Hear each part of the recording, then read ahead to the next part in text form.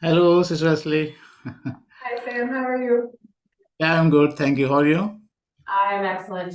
First, if you could introduce yourself and then tell me how you started translating for the RFPA. My name is Samir Salve from Nagpur, India. It's in the state of Maharashtra. And the Lord brought me to Reform Faith in 2007. And then I began to read Reform literature uh, wherever available, free of cost mostly, and from Mount Zion.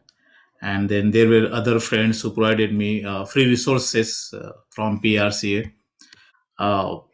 Gradually, when I learned theology and theological truths, there were many errors in the other camp.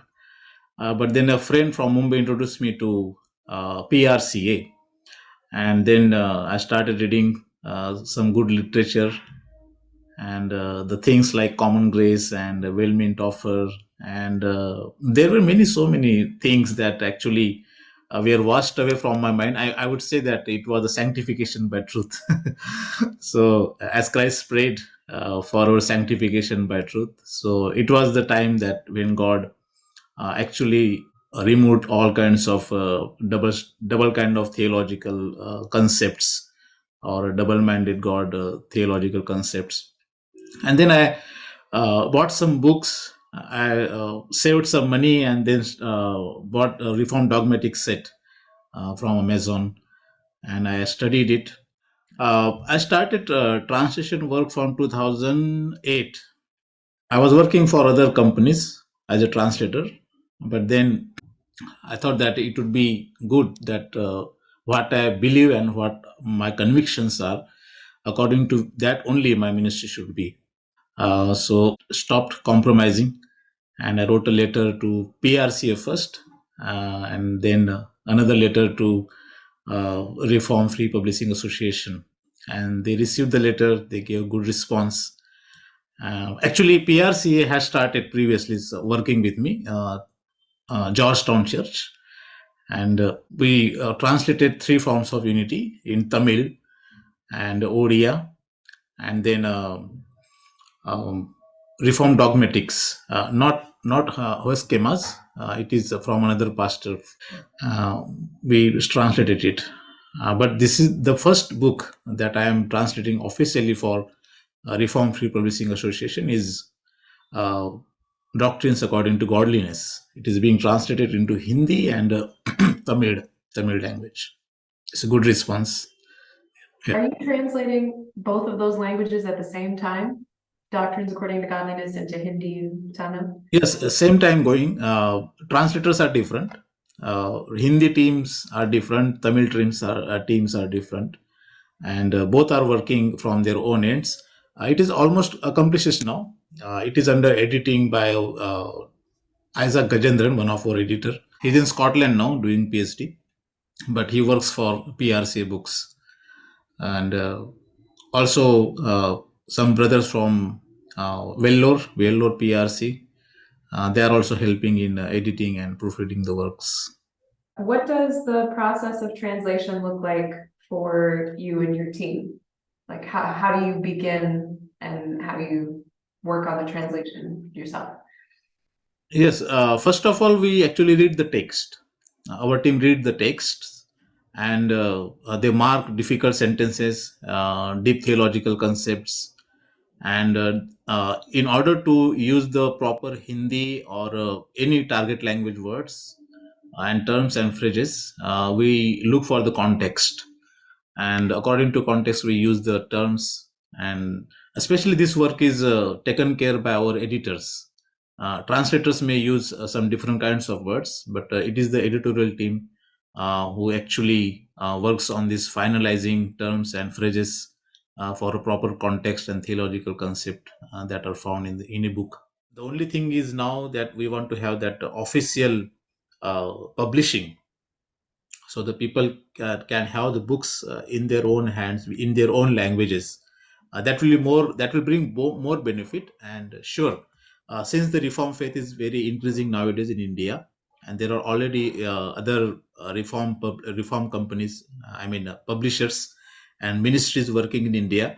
uh, so there is a demand, and there is demand for more in-depth studies. That's our observation and conviction as well, because we receive emails and text messages asking for the books to us in local languages like Tamil, Odia, Hindi, prominently Hindi and Marathi as well. So yes, there is demand.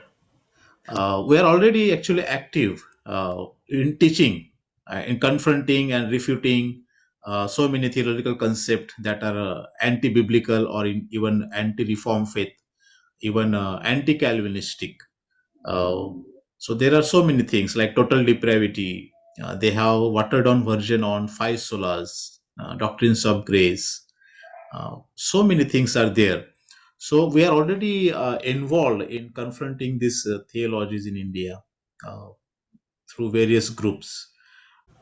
You've sort of gone into this a little bit, but can you tell me what Christianity in India looks like in general? Very confusing. It's inclusive actually. It is because there are various cults now working after 2000. When the year 2000 started, so many cults enter in India, especially from uh, faith movements and charismatic and Pentecostal and so many other groups. Even Seventh Adventist is very active. Jehovah's Witness are very active. I think there is one more cult, Mother Jerusalem or something. Mother Jerusalem, I guess it is also very active now in India.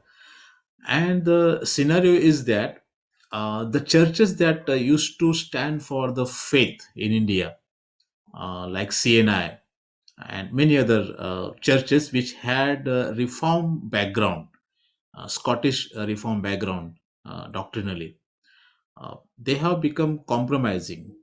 So the Christian faith in India has become very confusing nowadays. But still, uh, we can clearly see a ray of hope as there is awareness concerning reform theology. So I think that's a very good time. In Hindi, we have a saying that "loha garam hai hatoda maar do." I mean, the iron is hit hot, so have the hammer. It's a time for the good reform literature and material to promote in India and do a proper plan outreach systematically. So this confusion will be somewhat, it will be removed, and people will be delivered from this confusing faith of Christianity. Uh, Particularly, who claims the true Reform faith, the Protestant true Reform faith. So when we examine who claims the true and historic Reform faith, there are certain controversies for points. For example, justification. Justification is one of the most controversial thing. For example, is there final justification, or is there lordship salvation involved in justification? So these are the things that are very uh, complicated here. And with PRC literature and also looking from Calvin and Luther and so many other faithful successors of Reform writers, we have been confronting this, and it is beautifully also confronted by some of the PRCA pastors. So we keep reading them. So justification is main controversy here, and then there are watered down versions of, as I said earlier, watered down versions of five solas and 5 points of Calvinism. Uh, so much watered down version that the true Reform faith is actually diluted now with so many Arminian errors. And as you know, it is also common grace and uh, God desiring salvation of reprobates. Uh, So these are the points that are actually very prevalent in Indian Christianity now. If we take the scenario only from Reform circle, forget about the Arminian and other cults, that they are horrible. Their situation is horrible. They can't even explain what is faith. But I'm particularly talking about Reform brethren here that recently have grown up in India, in Maharashtra and South India and North India. So these are the very watered down versions that we must confront with the solid reform doctrines and theology. How can we at the RPA and other Reformed believers support you in your Mm. mission to translate and support you and your teams just in general in India? Uh, we need resources, translated books, and even printed books, free material like monergism.com. Monergism.com is a very good platform uh, for the people to learn about Reformed theology throughout the world. So we want resources available in Indian languages. If it is available in Hindi and South Indian languages or local languages, it will bring more benefit. It will be more fruitful because that's what the demand is. People just simply want to learn the truth in their heart language, in their own language. And even our church is English here, which I am working with. All brothers understand Hindi, but we still English, but we still have to translate the sermon because they grasp in own language very clearly and particularly. So resources, we need resources, and also training pastors, calling them and inviting them to join the courses, and not only from distance but sometime, or training a particular man for 2 years or 3 years in a degree program. uh, so they will have proper understanding of theology, and they will go ahead with their conviction and carry on the same thing. There are brethren here who have very clear calling to stand for the true and historical reform faith. uh, Especially myself and some of my friends who are also working with me, and sister churches in Mumbai and some other parts of South India. So resources is the main thing that we need now. That's Okay. that's it for me. Unless you have other questions for us, Uh, I'm yeah.